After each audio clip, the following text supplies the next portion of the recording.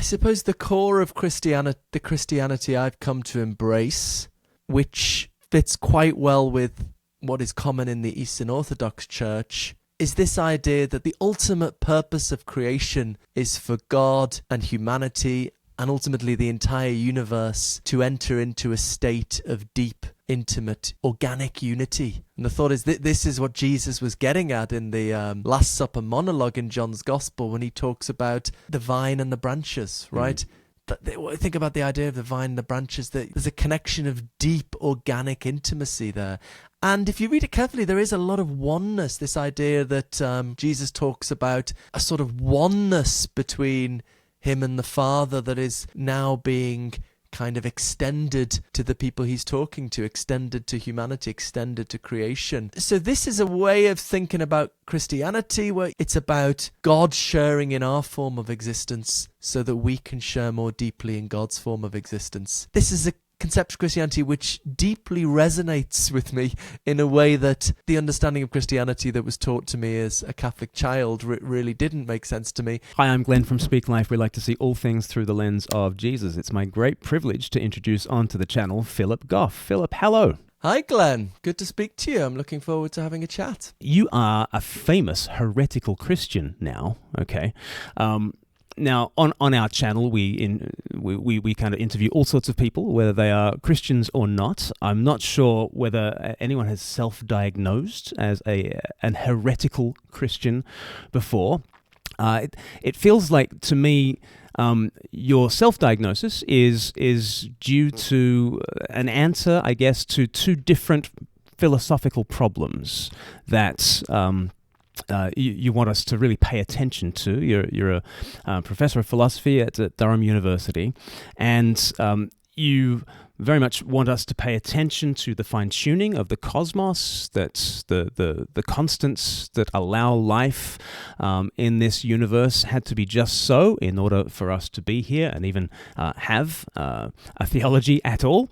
And that's a very remarkable thing, and you want us to pay attention to that. You also want us to pay attention to the problem of evil on the side of theism, and say that if there is a God, then squaring such a God with a world that is so full of evil is a great difficulty. And you've kind of hit upon, is it a unique solution, do you think? Tell us about what it is for you to be a heretical Christian. Yeah, thanks, Glenn. That was a really, really good summary of some of my recent motivations.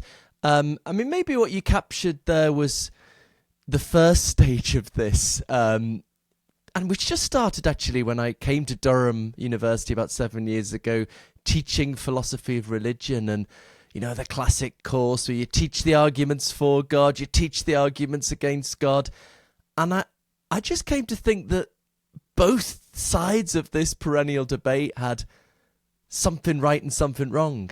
As you said there, that, you know, traditional theists struggle to explain suffering, but there are also things traditional atheists struggle to explain, like, for example, the fine-tuning of physics for life. And this led me really to explore what I think of as the neglected middle ground options. So this led to my most recent book, modestly titled Why? The Purpose of the Universe, where I lay out these problems with both sides of this traditional dichotomy and then explore these middle ground options. One of which I'm particularly attracted to is a loving God that's not all powerful. I think this can elegantly account for all of these difficulties with the traditional options. So that with the Why book, that was this first stage, if you like. There was nothing about heretical Christianity in that book. But since then, actually just learning about the great diversity of forms of Christianity, and in particular, learning more about the mystical traditions of Christianity that are perhaps a little bit more prominent in the Eastern Church, but have always been there in the Western Church as well, and slowly deciding that actually some of these middle ground options I'd become attracted to in this Why book fitted quite well with these mystical versions of Christianity. And so after a long period of soul searching and reflection, this ultimately led me to embrace this mildly heretical version of Christianity. But yeah, that's where I'm up to. Lots of different directions you could go with that. But anyway, I'll leave it to you. Yeah. Have you always been a fan of third way solutions? Because it seems to me like one of the other areas of philosophy that you're famous for, panpsychism, that's kind of a classically third way kind of an option, would you say? Absolutely. I think that's a very pertinent observation. Yeah, I do seem to... I don't know if it's something in my personality or... I suppose I don't like these dichotomies we get stuck in. You know, it's like, are you a US capitalist or a Soviet communist? So many people seem stuck in that, whereas, of course, there's a lot of options in between. Or do you believe in the soul? Or is it just electrochemical signaling in the brain?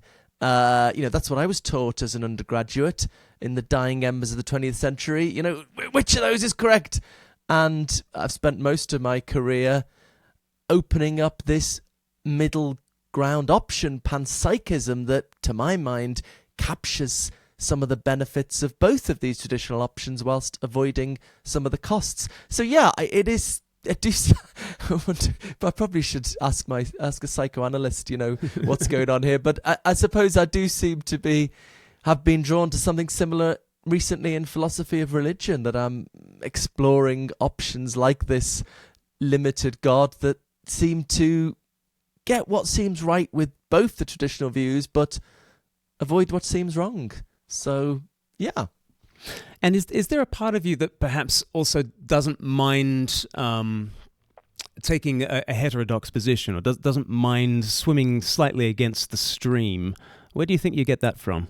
I think one of the things I'm blessed with, if I can use that word, is I do have quite a thick skin. I was quite a weird kid, but I wasn't bullied that much as a kid. And I think it's because it didn't really bother me.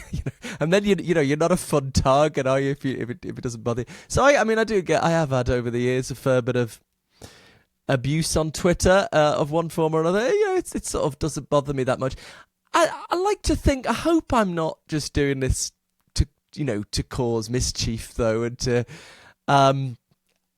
ultimately I do have a deep, deep thirst for the truth. I want to, I think I'm following the arguments where they lead, but, I suppose there are certain points where I feel people have got stuck in certain forms of thinking and they can't see beyond them. I think in Western intellectual circles, we're very well trained to be alert of religious biases, from a religious upbringing.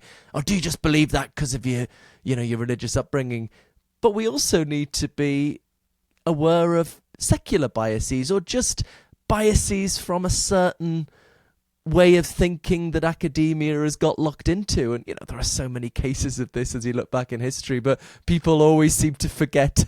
Maybe they're stuck in that at the present moment. Humans always think they're at the end of history. We've sort of got it sorted now. So I suppose I like to think what I'm doing, maybe with fine-tuning, maybe with people ignoring the importance of philosophy, maybe with consciousness, is, I suppose I am pushing against certain mainstream established modes of thinking, but I hope I'm not just doing it for the sake of it. It's part of what I really believe is the case.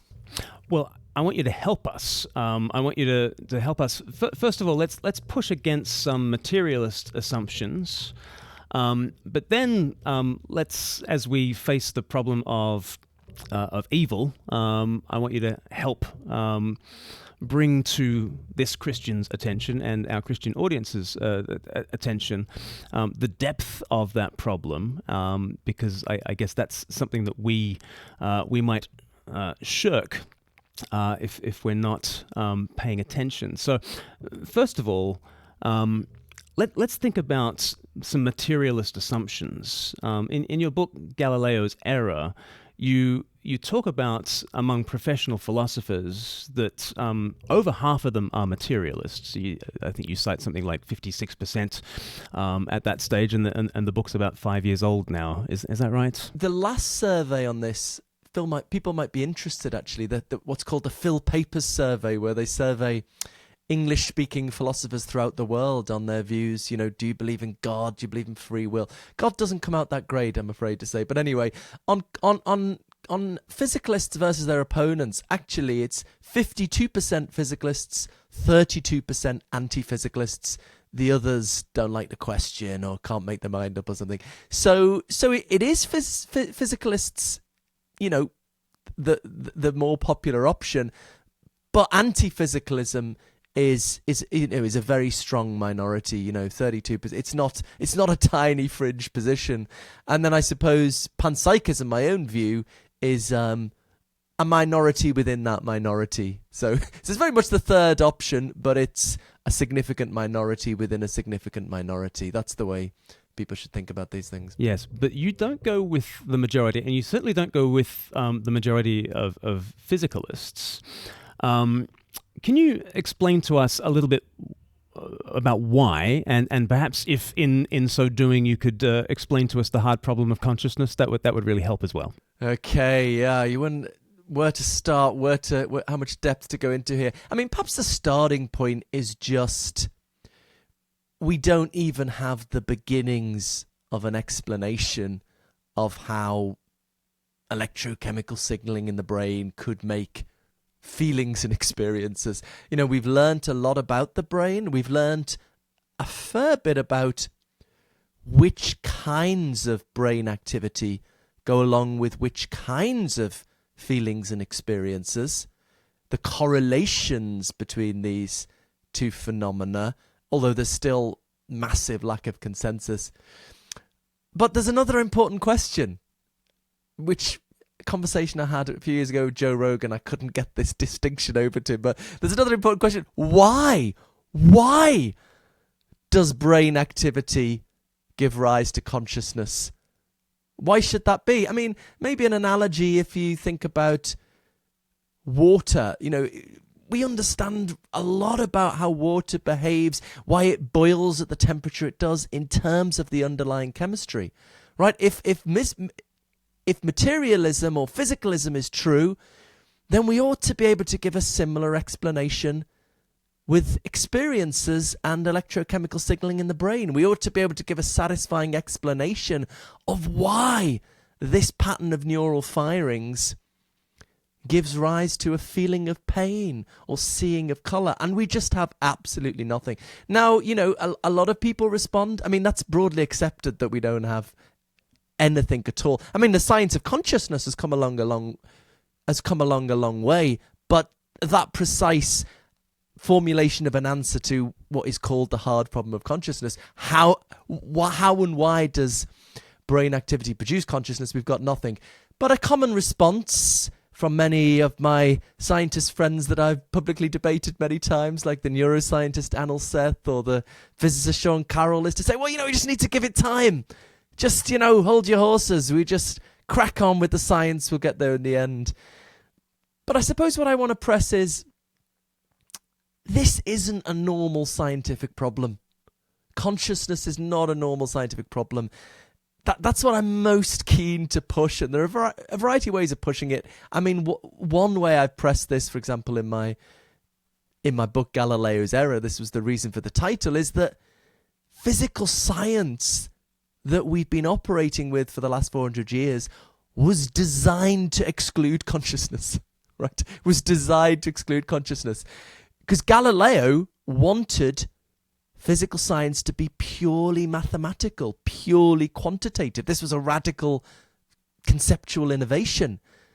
But he believed, rightly I think, that you can't capture the qualities of consciousness in purely mathematical terms. An equation can't capture that deep red you experience as you watch the setting sun.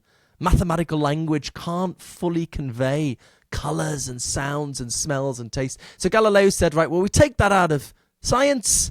That's in the soul. That's outside of science. Forget about that. Then we can capture everything else in mathematics. Now, that went really well. That created mathematical physics. That has led to 400 years of increased understanding and wonderful technology, but the whole thing was premised on putting consciousness outside of the domain of science. Now, 400 years later, we find that we struggle to explain consciousness in those terms. I think if Galileo were to time travel to the present day, He'd say, of course you can't do that. I designed physical science to exclude consciousness. And so I think, if we now want to bring consciousness fully into the scientific story, we need to rethink those intellectual foundations that Galileo bequeathed to us. I mean, that's just very finally, I've talked too long already. People forget that there are always philosophical assumptions in the background of science that influence and govern how we operate. And I think that the challenge, the problems of having with consciousness are due to those intellectual foundations that Galileo laid down, and we need to rethink them a bit. So you say that, I guess, the epistemological starting point that we should have as people facing this world ought to include consciousness and perhaps begin with consciousness as the most basic fact of our awareness. Nothing else gets off the ground without actually our conscious awareness of all other things. Is it not very strange that a materialist would begin with matter in motion when what is nearest to the materialist is not actually matter in motion, but their conscious awareness of matter in motion? How did we get to the stage where, more than half of philosophers take for granted that matter comes first, when surely by the nature of the case, it is consciousness that comes first? I would say the starting point is that human beings have two very different ways of accessing reality. We access the physical world through using our senses, right? And through science, we learn to do that better. But we can also access consciousness, our feelings and experiences, just through our immediate awareness of them. If you're in pain, you're just directly aware of your pain. And in fact, that is the only way we know about consciousness. Consciousness isn't something that's publicly observable. If I cut open your head, I'm not going to see your feelings and experiences inside your head. The only reason we know about consciousness is because we're conscious and we're just immediately in contact with our feelings and experiences. That's another way of saying why this is a very different scientific problem. So we've got these two things which we know about in very different ways. Consciousness, just because we're conscious, and the physical world through doing science. And then we've got a question. How do these fit together, right? Is maybe the physical world is the fundamental thing, which is still the dominant view, and consciousness emerges from physical processes in the brain? Maybe. But maybe it's the other way around, right? Maybe consciousness is the fundamental reality, and the physical world emerges from some deeper story about consciousness. Or maybe, third possibility, maybe they're both fundamental but very different. This is the dualist view, which has probably been the most popular view throughout human history. A very good recent defense of dualism by the philosopher Ralph Weir, who makes a good case for that almost all societies have been dualist. So dualism is, consciousness is in the soul. That's intimately connected to, but distinct from the body and the brain. So, look, there are just these different options, and the scientific data about, certain brain activity goes along with consciousness, that is neutral. That is neutral on all these possibilities. So what do? We could say, I don't know, or we could try and evaluate them, see which offers better explanations, maybe which is more simple and unified, and I've tried to make a case that when you do that, the consciousness first approach or the panpsychist approach looks in better shape. Just finally, you say, why is physicalism so popular? I'm inclined. It's a relatively recent thing, actually. Panpsychism had a real heyday in the 19th century. One of my history of science colleagues shared a quote with me from a physicist from the 30s saying, of course, all physicists think consciousness is fundamental nowadays. So it's only sort of the post-war years that physicalism has come to dominate. Well, we could speculate historically about why this is. I think at least part of it, though, is just being blown away by understandably, blown away by the success of physical science and the incredible technology it's produced. And that leads intelligent people to think, this is it! This feels so tangible. Everything else seems like fluffy thinking. I understand that. But, I think when you really think carefully about why physical science has been so successful, as I said earlier, I think it's because we've put consciousness on one side for a rainy day. And so once you take that into account, it sort of weakens this argument, physical science has been so successful, it's going to deal with consciousness. It's been so successful because it was designed to ignore consciousness. Anyway, I'm kind of repeating myself a bit there. Yeah, no, but I think that's what was so helpful about Galileo's era, is that you can affirm everything that science has brought to us in the last 400 years. And yes, Galileo has sent us off on our way and has sponsored us in that direction. And you can affirm all of that while still raising the questions. Hang on, what about what's been excluded from this picture? Absolutely. People think physicalism is the scientific option. No, the science is neutral on all these options. That's what I'm most passionate about getting across, actually. Yes, and in that book, you kind of you don't really consider idealism in Galileo's era. The sort of dualism that you consider is sort of materialist dualism, a la David Chalmers, and then there's the physicalism and there's panpsychism as these options that you sort of have looked at as ways of considering mind and matter and their interactions. Were you considering at that point having a look at more theistic accounts of dualism? Why did you go for materialist dualism rather than sort of dualism more broadly back in Galileo's era? In terms of dualism, I suppose. I mean, actually, I've changed my mind a little bit since I wrote Galileo's era. In Galileo's era, I made a case that we've got good scientific evidence against dualism. That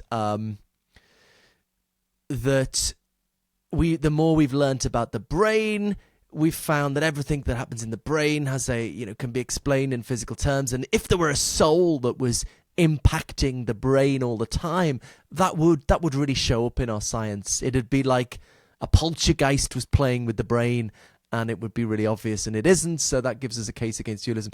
But actually, the more I've talked to neuroscientists, I just don't think we know anywhere near enough about the brain to make that case.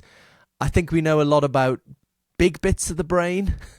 I think we know a lot about the very, very basic chemistry of the brain, how neurons fire, how chemical signals are sent and stuff.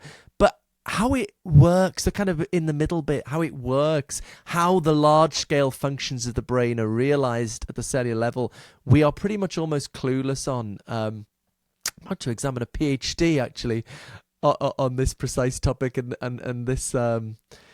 The candidate had a nice analogy saying, it's like I mentioned a poltergeist earlier. It's like thinking, would you know if there was a poltergeist in your washing machine?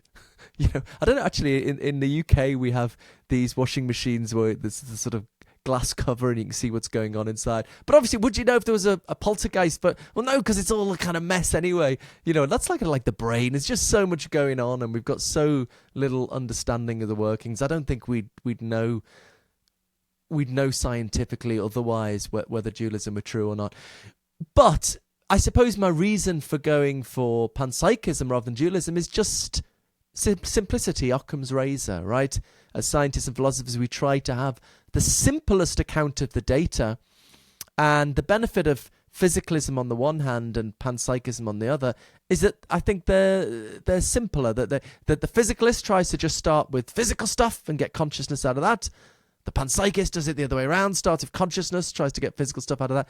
The dualist takes both as fundamental. So if we can get away with just having one fundamental rather than two, that's a benefit. So yeah, I suppose that's my motivation. But I'm very much open to dualism. I'm much more open to dualism than physicalism.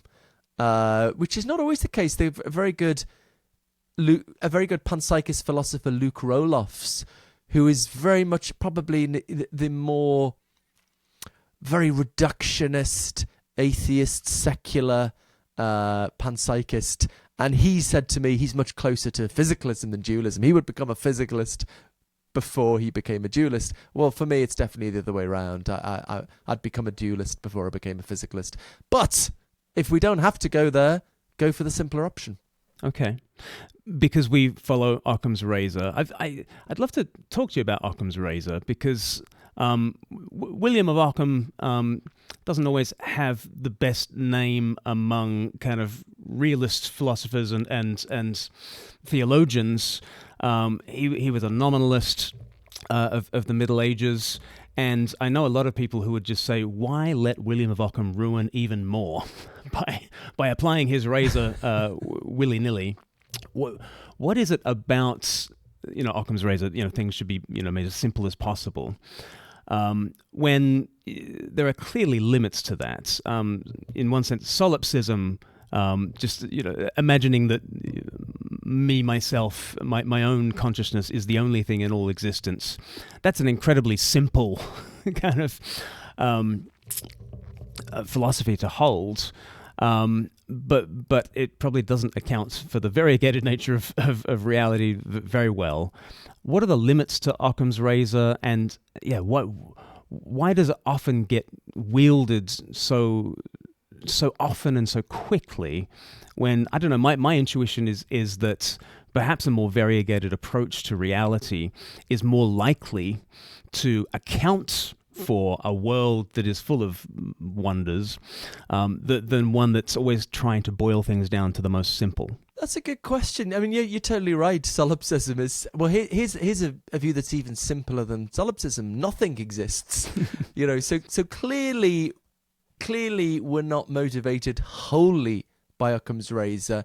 I mean, I suppose, broadly speaking, my approach is you go for the simplest theory that accounts for the data.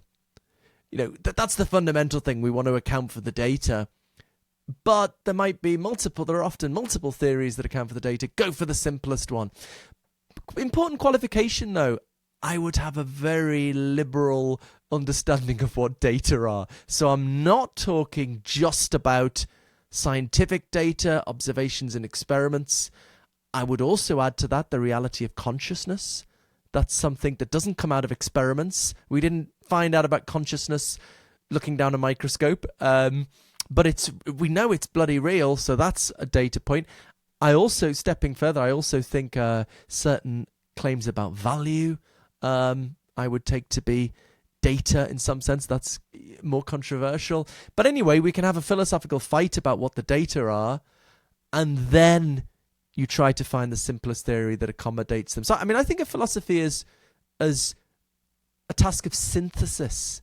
You take all the different things we take to be real, and you try and find a simple, elegant, unified way of bringing them all together. But it's a good question. Why should we think simpler theories are more likely to be true? I'm not sure I have a great answer to that, other than to say it's hard to see how we could do science without it, because there's always an infinite number of theories that fit the data, and we tend to why can't I just believe in furries? Because, well, there's simpler theories of reality that can avoid a commitment. Just throw in one extra little thing there. I argue a lot about fine tuning on X and Blue Sky. Yeah, all the liberals have gone to Blue Sky, so I'm doing both. Third way. It's interesting the different kind of arguments you have. Yeah, it's not even third ways. It's just having your cake and eating, isn't it? But what was I saying? Oh yeah. So I think there's a question. People say, well, how do we assign probabilities to the constants being what they are, or the constants being different? I actually think one axiom that needs to go into that is that simpler hypotheses are more likely to be true, somehow intrinsically more likely to be true, and therefore this is part of how you justify that a uniform distribution of the constants is what you would expect to be. we should go for a uniform distribution of the constants with each option being equally likely on a chance hypothesis, whereas you wouldn't get a uniform distribution on a theistic hypothesis. So anyway, making sense of the probabilities of fine-tuning, I think this emphasis on simplicity plays a role. Let's move on to fine-tuning arguments and that kind of thing.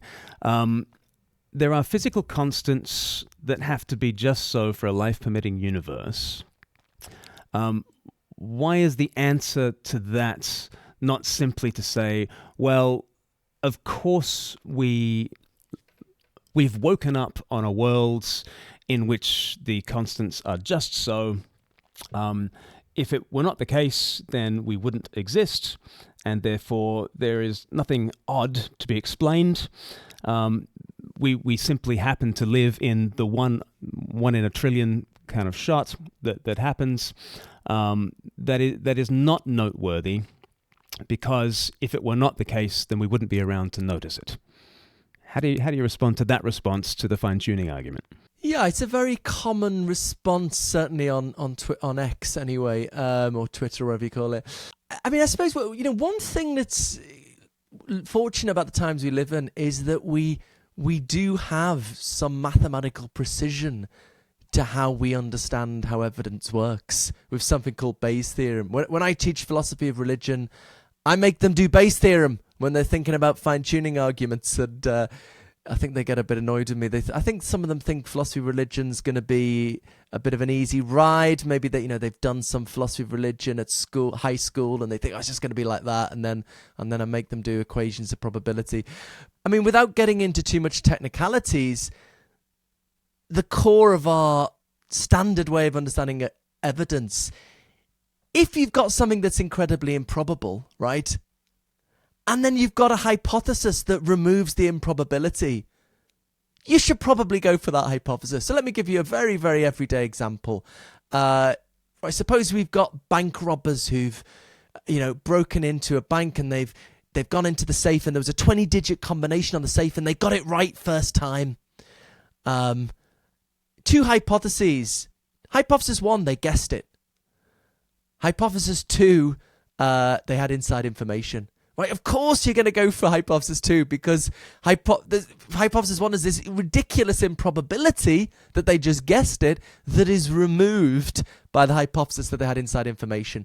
Likewise with fine-tuning, yes, from our current physics, according to our current physics, it is incredibly improbable that you would have the right numbers for life just by chance. I mean, more than astronomically improbable.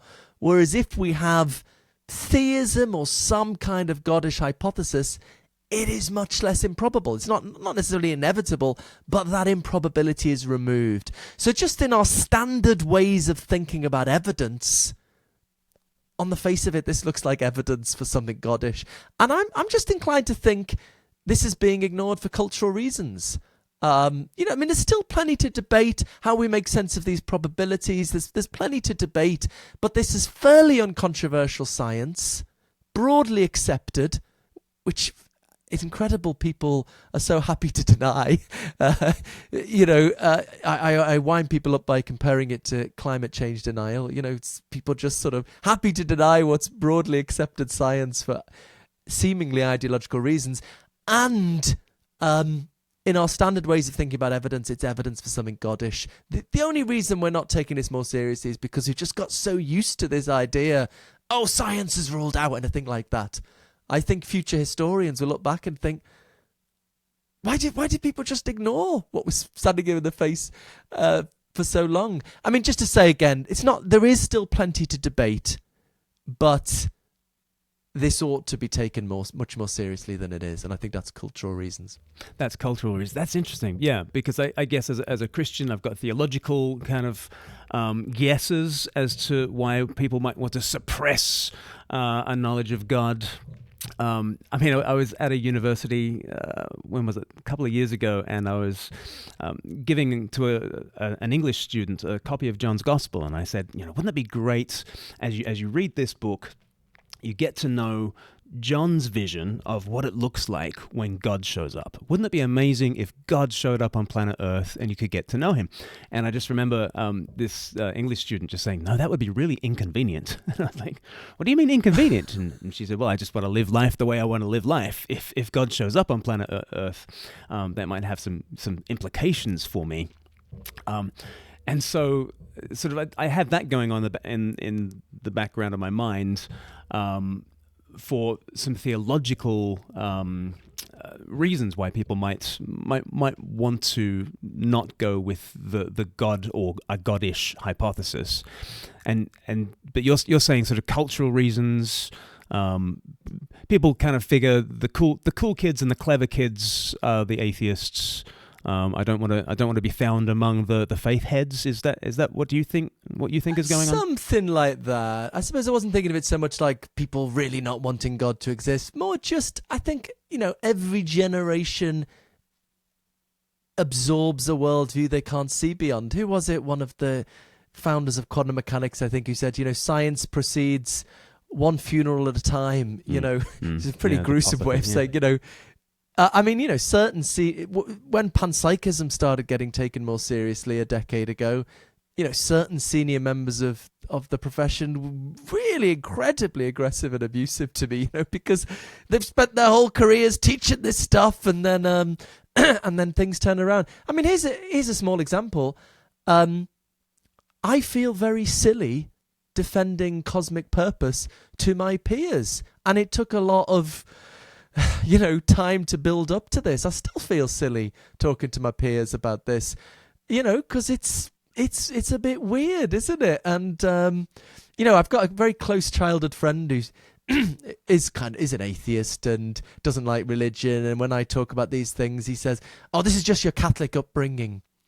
And I sort of think my Catholic upbringing I rejected quite easily when I was 14, upsetting my grandmother, And whereas, what has more of an impact on me is the intellectual circles I swim in that, not deliberately, but make me feel very silly talking about this stuff. So, as I say, probably it's a benefit that I'm kind of thick-skinned and I can kind of rise to the challenge, and that's just... but yeah, I think that's just always the way humanity works. Yeah, but every paradigm is difficult to overturn. Yeah. Humans always think they're at the end of history. They always think they're at the end of history. That's it. Yeah. Well, let's press into then why for you fine-tuning is sort of answered by a God-ish hypothesis, and I think you've got some words of caution to raise for the Christian, but before we all sort of say, okay, it's the omni-God of classical theism. All-powerful, all-good, all-knowing. He is behind the cosmic fine-tuning. You want to raise the issue of the problem of evil. Can you raise that problem for us in a way that our viewers will feel, and we can then maybe kind of push the question back and forth? The way I raise it in my book... it's maybe a little bit distinctive. I talk about what I call the cosmic sin intuition, which is just the intuition that if there were a being who could do anything and knew everything, it would be morally wrong for them to create a universe like this. Why is that? Because, I think that maybe the problem has deepened as we've become sensitive to the suffering of non-human animals. The explanations theologians have offered for why God allows suffering, things like free will, or that suffering can deepen you or something. These tend to apply to human beings, but what about the gruesomeness of the natural world? Why would a loving God who can do anything choose to bring us into existence through such a gruesome, long-winded process like evolution by natural selection? I think, why would such a God choose to create us with bodies that randomly get old and ill and fall apart, and good fortune so unevenly distributed, and To me, just a superficial look at the world, there seem a lot that is pointless, tragic, gratuitous. There seem also some things that are too good to be fluke, like the fine tuning. And so, to my mind, the universe as we find it is a cocktail of accident and design, and we need something that accommodates both. But yeah, that's the basic idea, that it seems to me that it would be wrong for a being who could do anything to create a universe like this if they have other options. I'd love to press into, is that intuition of cosmic sin, that intuition that, if I've heard you say this in another context, that if I was to generate a world, like in a computer game, and yet every single character within the computer game was conscious themselves and could feel the pain that they were going through and feel the pleasure that they were going through, that to generate this world, the kind of world that we have in the year 2025 and everything that led up to it, that itself would never get past any kind of ethics board. That would not be an ethical or righteous thing to have done. I just want to press into, is that the sort of intuition that Westerners have in 2025? Might it be the same thing? Might it be the same intuition that we would have in 1725 or in 1425? And does that matter if our intuitions are so culturally and necessarily culture bound? Is that important? How do we think through the value of an intuition that is held here in 2025? It's a fascinating take on the problem, and one I haven't reflected on that much. I mean, I would say part of it is that I think the problem has become deeper as we've become more sensitive to the moral significance of non-human animals. But then I suppose I would say, well, that is a cognitive advance, that non-human animals, in my view, do have this moral significance that perhaps we were previously unaware of. I suppose also, I mean, I guess, I don't know, I'm a kind of liberal, progressive kind of person. I think, morality has advanced as we've come to see the importance of human rights. Human dignity, partly through Christianity, at least partly.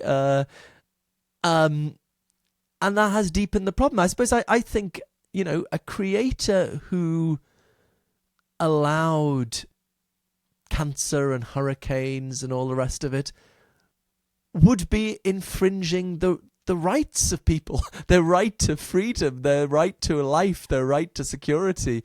Now, people think there's something wrong with saying that of God. God is bound to respect our rights, but why not? I mean, if the moral intuitions that I find myself at least with in the 21st century, to do with human rights, to do with the moral importance of non-human animals, do seem to me to make it pretty implausible that there is an all-powerful, loving creator behind it all. Maybe those moral intuitions are incorrect. Maybe we had a better idea of things 1,000 years ago. But I suppose all you can ever do is work with the moral intuitions that seem most evident to you, with due humility, of course, that you might be wrong. I don't have certainty that God doesn't exist, but my moral understanding, as I take it to be, seems to me to render it not very probable. I think for me, as a Christian, and recognizing that my moral intuitions are as likely to be in error as anybody's, I kind of take comfort from, in Hebrews chapter 12, it says that Jesus, for the joy that was set before him, endured the cross, scorning its shame. And I would not know how to make any kind of calculus of the suffering of this world and any good that could come out of the redemptive act of Christ. I can't make that call.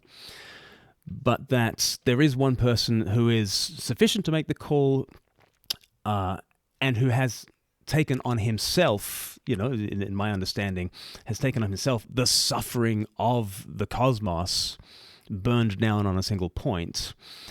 And he seemed to think that the suffering of the world was worth it for a redemptive hope that is beyond. And for me, I never want to solve the problem of evil. I think the main problem that you need to have with the problem of evil is to make sure you've got the problem. The real trick is to ensure that you have a problem. If somehow my solution to the problem of evil was there's X, Y, and Z, so obviously everybody needs to suffer horrifically. I think that would be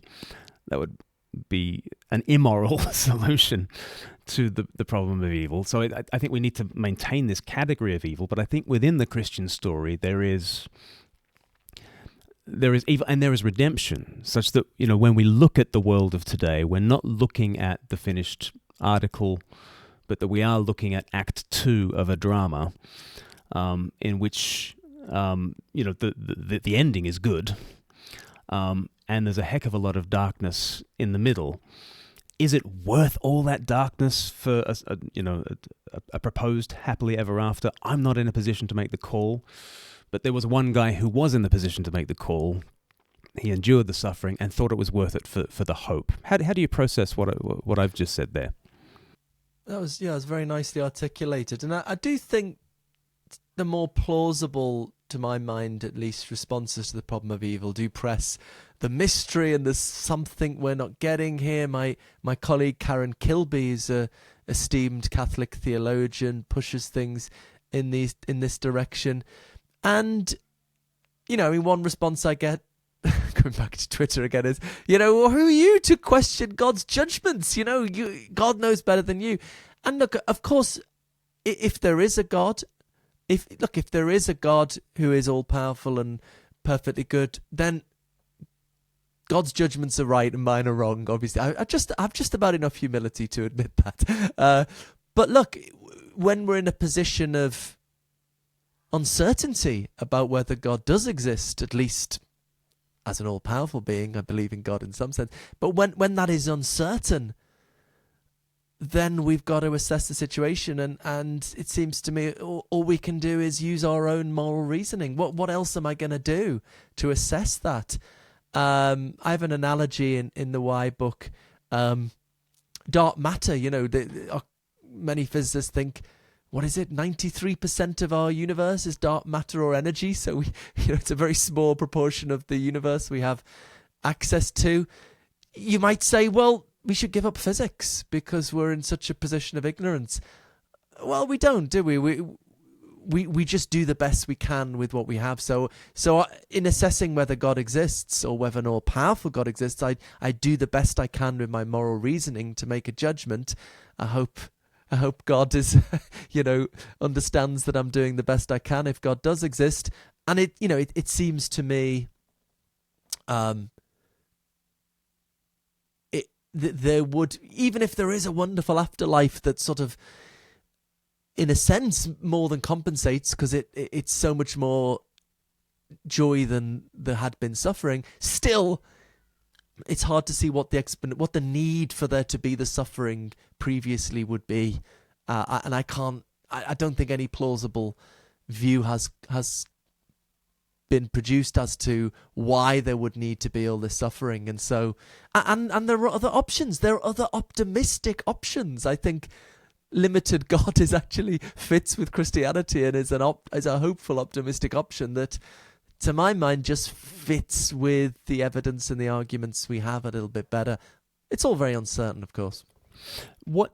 So from that understanding, preach to me a gospel that comforts me in the middle of suffering. What would you say, like putting the most Christian hat you own on? I'm a fellow sufferer in this vale of tears. What would you say to me with the sort of Christian understandings that you've come to, that could give solace and comfort in the midst of the suffering? I suppose the core of the Christianity I've come to embrace, which fits quite well with what is common in the Eastern Orthodox Church, is this idea that the ultimate purpose of creation is for God and humanity and ultimately the entire universe to enter into a state of deep, intimate, organic unity. And the thought is that this is what Jesus was getting at in the Last Supper monologue in John's Gospel when he talks about the vine and the branches, right? Think about the idea of the vine and the branches, that there's a connection of deep organic intimacy there. And if you read it carefully, there is a lot of oneness, this idea that Jesus talks about a sort of oneness between him and the Father that is now being kind of extended to the people he's talking to, extended to humanity, extended to creation. And so this is a way of thinking about Christianity where, it's about God sharing in our form of existence so that we can share more deeply in God's form of existence. This is a concept of Christianity which deeply resonates with me in a way that the understanding of Christianity that was taught to me as a Catholic child really didn't make sense to me. And I also think it fits quite well with this limited God hypothesis on the more kind of intellectual side of things. So I guess how I think Christianity, there's a God who's on their way to making a perfect universe where God and the universe are perfectly harmonized. But unfortunately, God just can't do it with the click of God's fingers, right? Can't do it in an instant. The only way they're able to do it is by creating a universe with the right physics that will eventually evolve intelligent life. And God knows that's kind of going to be messy and there's going to be a lot of suffering. God's like, I'm sorry, this is all I could do. But ultimately, good will come out of that when creation is at the right stage, when creation is evolved enough, it starts to become more intimately involved, more deeply unified with God. The key moment here being the Jesus bit. And yeah, so there is a happy ending. And to my mind, it's in a way, it's more poignant because God deeply regrets the suffering and the tragedy and the meaninglessness, and God wishes it were not so. I remember I never remember films, but then things stick out for me. I remember seeing a film about Martin Luther King, and when somebody was killed and Martin Luther King said to the widow, God is weeping for your loss. God is mourning for you. And then if God is all powerful, you're sort of like, you could have done something about it. But if God was unable to do it any other way. So yeah, there's a happy ending and there's suffering along the way, but I guess we already knew that, didn't we? Yeah, I mean, I'm constantly explaining the gospel in terms of, God's life is life and light and love, and here we are in the darkness and death and disconnection. So what does love do? Well, love enters into the pit and says, your darkness will be my darkness, your pit will be my pit, and your debts will be my debts, and hence, God the Son becomes God our brother, embraces us in the darkness, takes that darkness on himself on the cross, rises up again and says, I've taken your darkness, do you want my light? And that oneness with him is the essence of the good life that's offered. But I guess if it's this Jesus who is revealed to us most purely as the one who enters into our pit with his arms outstretched to the world, praying, Father, forgive. If cruciform love is the expression of what God is like, then there is something very profound about that, and about that entailing suffering somehow. In that, probably the most mind-twisting verse for me in the whole Bible is Revelation chapter 13, verse 8 says that Jesus is the Lamb that was slain from the foundation of the world. There's something about the cross that reveals God and reveals the purposes for this world, right there from the foundation of this world, which is not the same sort of Platonic ideal of a God that's just benignly smiling and above it all at all. It's a very blood earnest kind of a God, and for me, that's kind of what it doesn't explain suffering, but it does make me expect suffering in a world. If the way that God reveals God's self most purely is in God-forsaken execution, then we are in for a wild ride. Yeah, that's very beautiful, and I will continue to reflect as I always do on some of the things you've said there. I mean, and I can sign up to a lot of that. Yes, I suppose Christianity, as I see it, is about God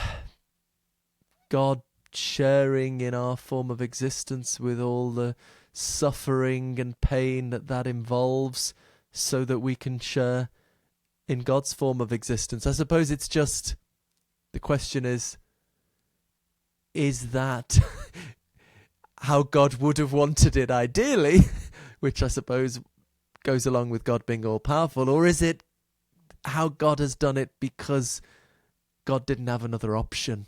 And ultimately, I mean, how much difference will this make in terms of actual day-to-day spiritual practice? For me, it's the problem of evil is an intellectual barrier. I did a debate recently with the Christian writer Liz Oldfield and atheist Alex O'Connor and Rowan Williams. Liz Oldfield said to me, you're too intellectual, Christianity is not about philosophy, and to my mind, you've got to do both. To my mind, the intellectual stuff is a sort of gatekeeper, right?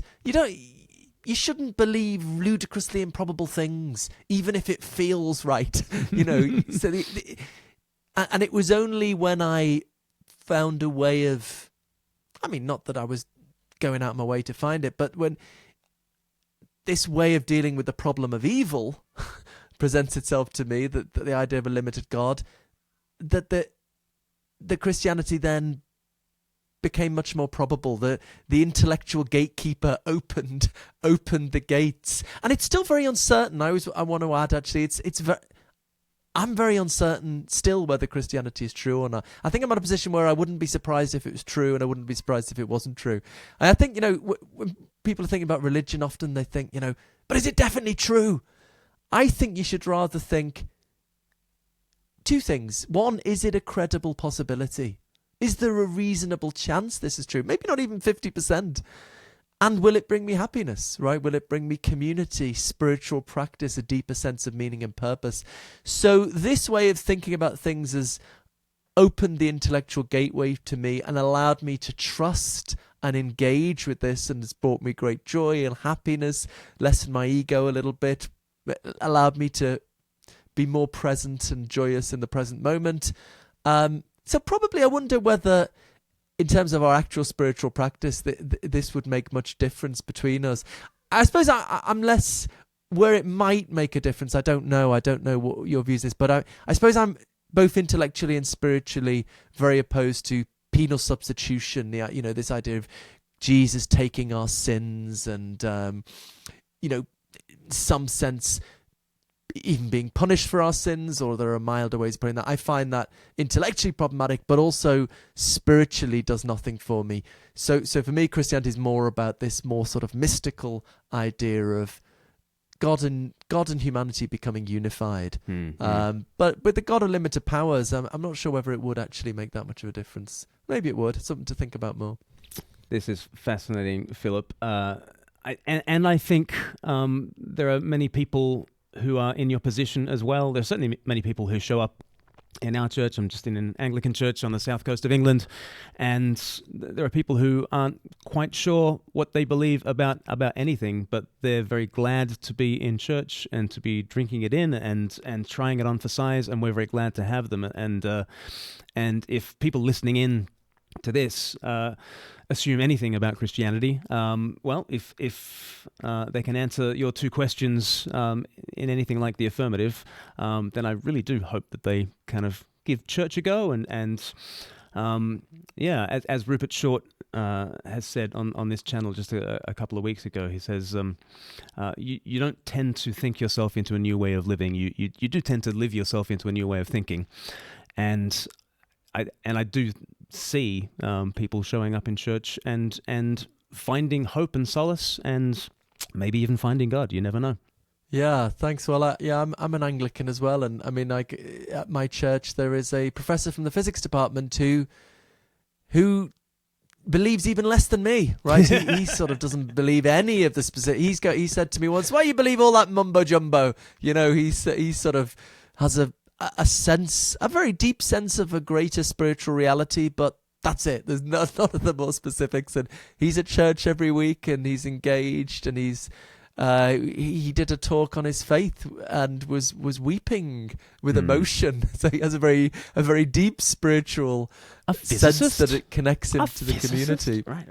A physicist as well, and an astronomer.